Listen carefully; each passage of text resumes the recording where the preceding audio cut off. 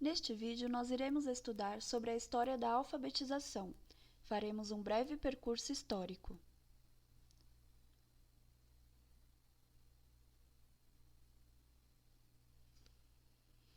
Com a invenção do sistema de escrita como um código para as pessoas se comunicarem, veio também a necessidade das pessoas em decifrar esses códigos. Não bastava a criação de símbolos para fazer registros ou comunicar algo. Era necessário ensinar como reconhecê-los, como decodificá-los, e assim surgiram as regras da alfabetização. A história da escrita tem início há milhares de anos, quando o homem sentiu a necessidade de registrar acontecimentos, operações primitivas e de comércio. A escrita marcou o encerramento da pré-história e o início da história.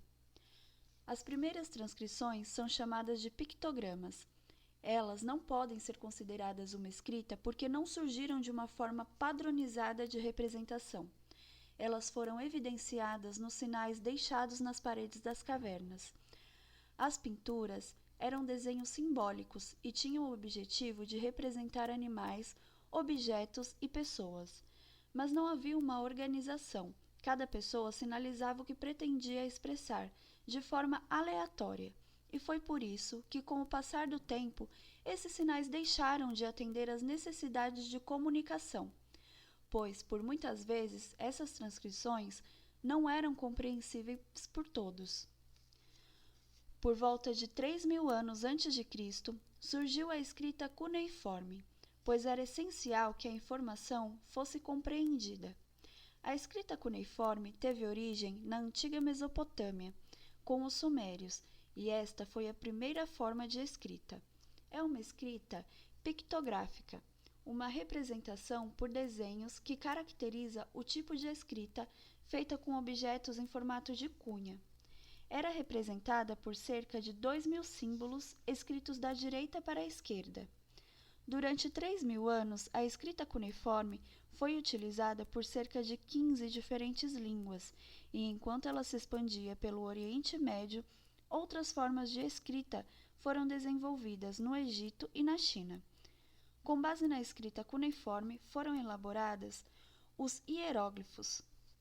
A escrita hieroglífica era uma escrita complexa e era utilizada em representações religiosas. Alguns sinais assumiram uma representação fonográfica, às vezes de uma letra, outras vezes de palavras inteiras.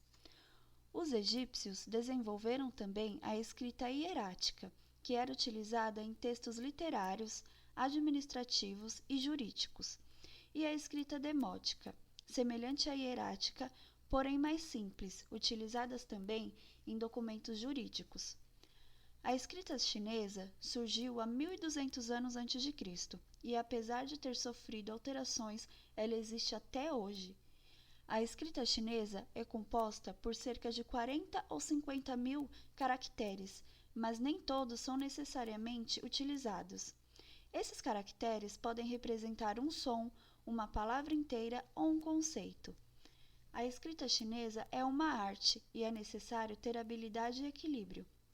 Na América Central foram encontrados registros de escrita deixados pela civilização maia, os quais se referiam especialmente a registros de dados históricos, tais como guerras e casamentos.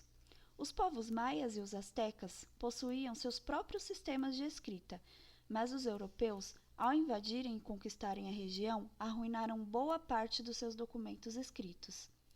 A escrita pertencente a este povo teve início a partir do século XIII, mas ela ainda não foi totalmente decifrada pelos pesquisadores.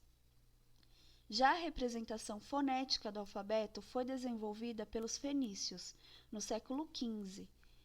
A análise promovida por esse povo deu origem a 22 sinais, aos quais acrescentadas as vogais pelos gregos, ao mesmo tempo que foram abandonadas as letras cujos sons não existiam nessa cultura, passando assim a ser representada por 24 sinais.